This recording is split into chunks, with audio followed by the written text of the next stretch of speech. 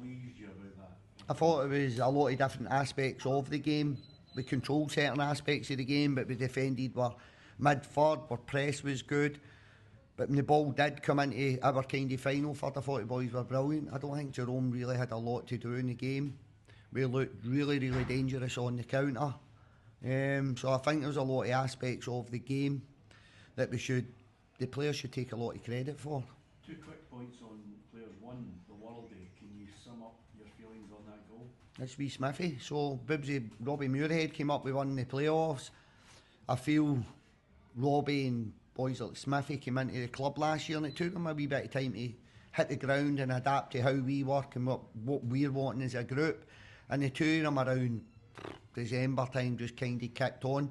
And the two of them, especially Andy Winters as well, to be fair to him, but the two of them have got moments like that in the game. So wee Smithy, the amount of goals I've seen wee Smithy score like that is incredible. I feel from maybe the previous years in the Premiership, the last season especially, we've probably now got game changers on the park. There's boys with real moments of quality, and that's kind of what wins you games of football. Bearing in mind the plaudits that Falkirk received, were you particularly pleased when they announced that Scott Pittman's man of the match? I mean, it must be pleasing the way the midfield played the game. Yeah, it was brilliant, but I think Pitts' dad was picking the man of the match, so I think wee Pitts was always getting that. Nah, I'm only kidding.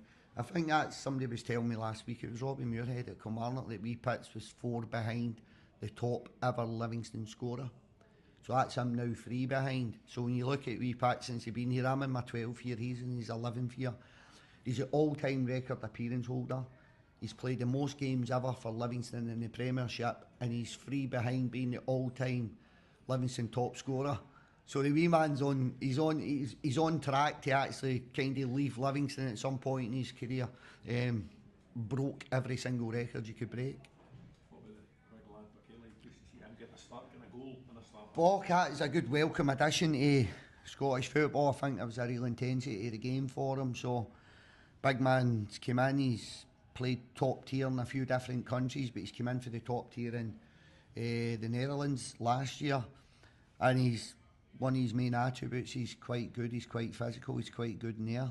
But I think he got a wee bit of a shock today because I thought Falkirk's back 3 times were really, really physical. So it's a different type of game that he was coming into. But I thought his finish was incredible. Thought it was a great finish. You're saying a 36-year-old who's never played in Scotland before. Do you need to think twice before bringing him in, David? I did, and I'll tell you, I'll be honest with you. He got put into me through Lewis. Lewis is kind of helping me with a wee bit of recruitment in the continent. It's Lewis that introduced Calvin to the football club.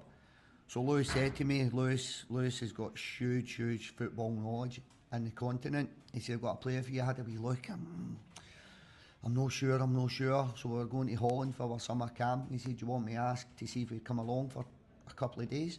I said, that'd be brilliant if you can do that. So we were in Holland, and Big Buck here, I think it shows his humility, how humble he is, that he was okay to do that.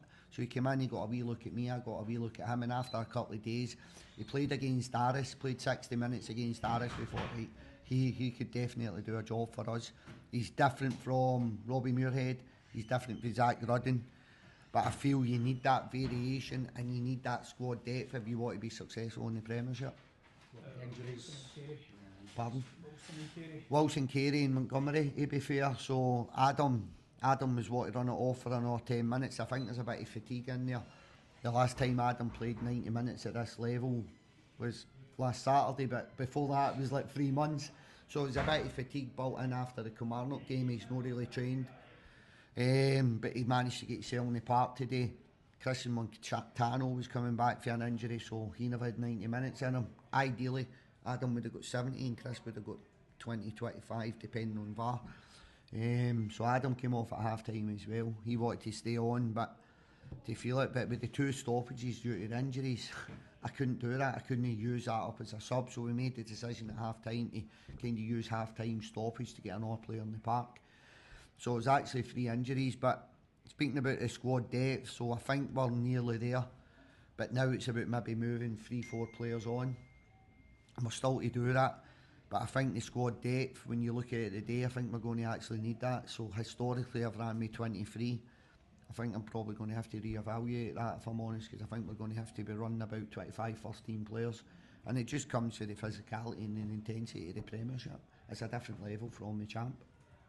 Bad injuries though? Nah, they're no bad. I think maybe 1 out of 3, maybe 2 out of 3 will be available next week, but nah, they're definitely enough to put them out. But I'll probably be looking to bring one more in.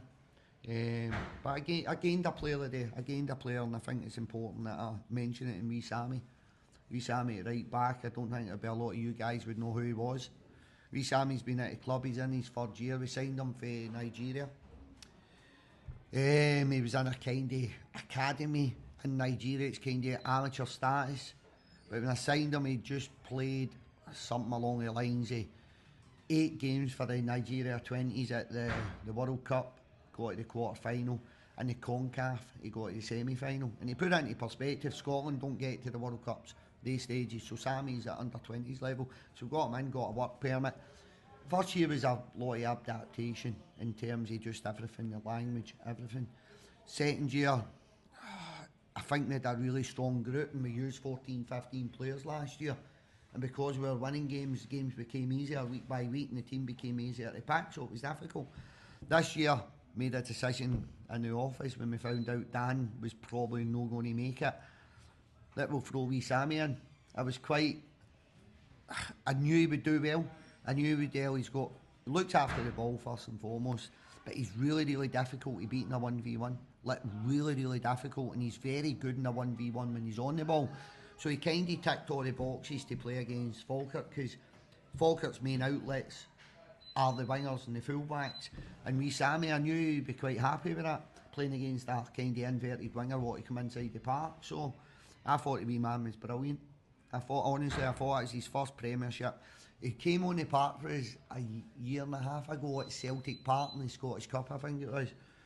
And somebody played a pass. He came on with 10, 15 minutes to go in the box, and I'm thinking, hook it, put it around the corner. Wee Sammy's taking a touch, he's bouncing wee balls.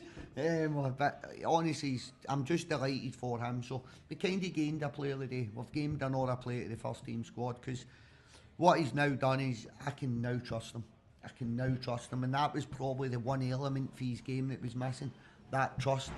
And it's hard to get that trust when every point's a prisoner, and you're kind of trying to manage games. But there's a wee bit of a different mindset at the football club this year, and definitely with me, and definitely at home. We're going out to have a go, and we're going out to try and win games of football.